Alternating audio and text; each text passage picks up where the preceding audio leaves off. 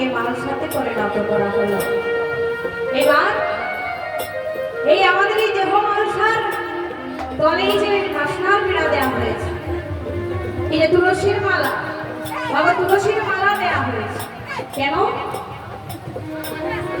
যেমন একটি মালি বৃক্ষ যখন রোপণ করে আর সেই বৃক্ষটা যখন আস্তে আস্তে অঙ্কুরিত হয়ে যখন বড় হয়, তখন মা অনেক পশু এসে সেই বৃক্ষটাকে নষ্ট করে দেয়।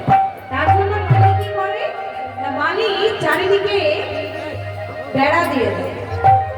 কেন? না যাতে সেই গাছটি নষ্ট না হয়।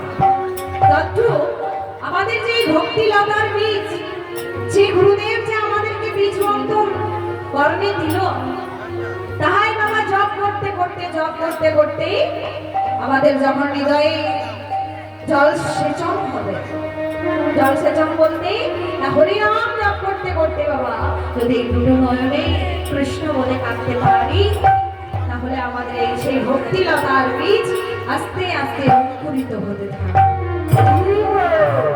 আর সেই বীজ থেকে বাবা বৃক্ষ হবে, ফল ফুল শাখা প্রশাখা হবে। আর তখন কি হয় গো মা? তখন আসবে কি? কাম, ক্রোধ, লোভ, মোহ, মদ, মাৎসর্য। এই ছয় পশু এসে সেই বৃক্ষটিকে, সেই ভক্তিলতার বীজকে নষ্ট করে ফেলে। খুব সাবধান। যখন বাবা ভক্তি গাঢ় হতে থাকে, তখন আমাদের কি আসে গো? হিংসা মনে জন্মাতে থাকে।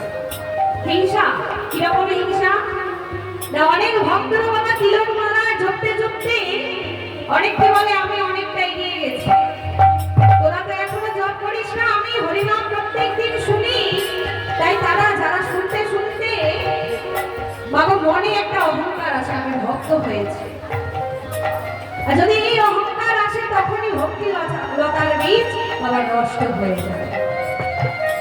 এই তো বলছে খুব সাবধান, গুরুচরণ আশ্রয় করলে এই অহংকার আসে না।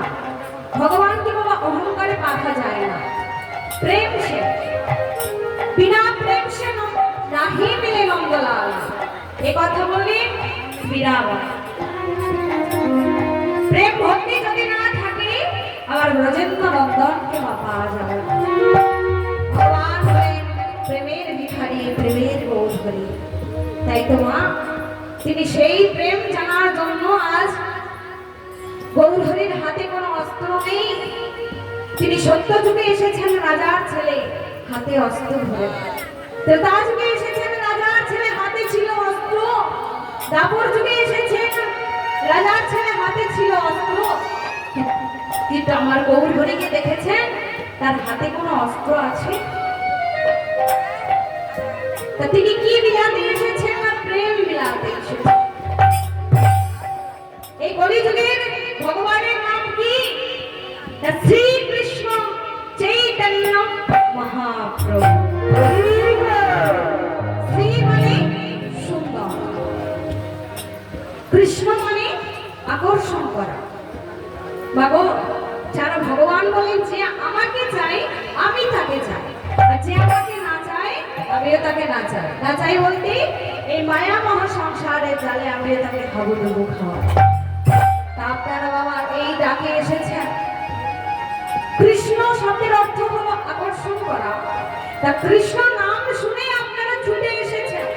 তা আপনাদের হৃদয়ে ভগবানের চরণে অর্পণ করেছেন বলেই তো আপনারা সেই ডাকে ছুটে এসেছেন। আর যারা এখনো বাবা হৃদয় মন অর্পণ করতে পারেননি, তারা এই ডাক শুনে বাবা আসতে পারছে না। বৃন্দাবনে এখনো সেই মোহন মুরলী ধ্বনি বাজে, কিন্তু শুনতে পায় না। বলবেন কেন? না আমাদের এই ভক্তির সাউন্ডটা বা কমে গেছে। এই ভক্তির সাউন্ডটা যদি বাড়াতে হয়, তাহলে আমাদের সাধু গুরুর চরণ আশ্রয় করতে হবে, হরিবাসরে আসতে হবে, আর প্রত্যেকদিন গীতা পাঠ শ্রবণ করতে হবে। তবেই আমাদের এই ভক্তি জাগরিত হবে। আর সেই ভক্তি ধরে রাখার জন্য ভগবান আমার মুরলী ধ্বনি করে সকলকে ডেকে পাঠিয়েছে। এই বংশীর ধ্বনি করে। আজও সেই বৃন্দাবনে এখনো বাবা সেই মুরলীর ধ্বনি বাজে। আপনারা বৃন্দাবন গেছেন? কে কে গেছেন হাত তুলুন। বাবু দুইজন গেছে কি?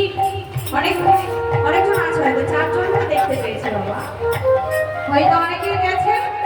বাবা আমিও গেছি বৃন্দাবনে, সেই কদম্ব বৃক্ষটা দর্শন করেছে। ওমা সেই কদম্ব বৃক্ষটা কেমন গো? অন্যান্য বৃক্ষের মতো নয়, যে বৃক্ষটা দর্শন করলে সেই ক্রেতাজ দাপর যুগ থেকে সেই বৃক্ষ এখনো কলি যুগ পর্যন্ত আছে। তা সেই বৃক্ষের তলে ভগবান আমার বংশী ধ্বনি করছেন, সকলকেই ডাকছেন। ভগবান সকলকেই ডাকছেন, এই মায়ার জাল থেকে সকলেই বেরিয়ে আসো। তা আমরা এসেছি, আমাদের গল্প যখনই শেষ হবে আমাদেরকে চলে যেতে হবে। তা আমরা কি করতে এসেছি? না আমাদের রিলিজিয়নিতে কর্মফল ভোগ করতে এসেছি। কর্মফল ভোগ করে বাবা যা আশাই, যদি আমাদেরকে গোবিন্দ চরণ পেতে হয় তাহলে আমাদের কি করতে হবে বাবা? ভগবানের চরণ চিন্তা করতে গেলে দিন তোমার আনন্দে যাবে চোখলে